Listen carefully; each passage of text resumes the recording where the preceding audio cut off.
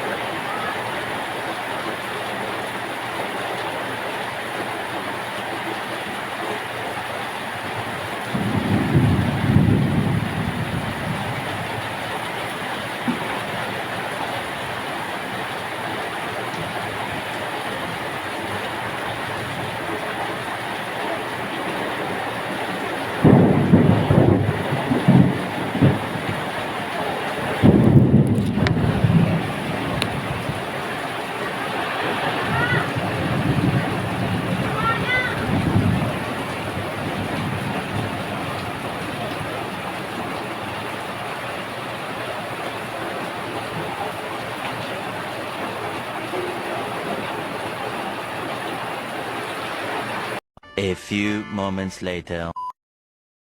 After nga nung ulan ay ayan, naligo na nga ako pagkagising ko kasi sobrang lakas ng ulan at saka kulog, nakakatakot. At ayan, after kong maligo, umakyat na nga ako sa taas para makapagligpit ng pinaghigaan ko.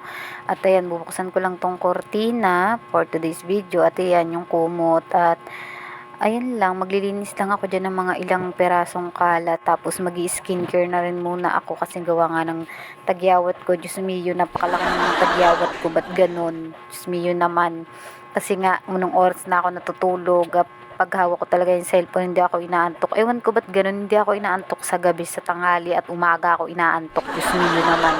Kaya ayan, ang mga tagyawat ko, galit na galit sa mukha ko. Kaya ayan, tamang skincare lang for today's video. Ayan, pagkatapos ko nga dyan mag-skincare ay tumambay na nga ako dito para makapag-vape at kape. O diba, ayan ang aking routine for today's video. Wow. At hindi ako makakapag-send kasi wala kaming bigas. Thanks for watching.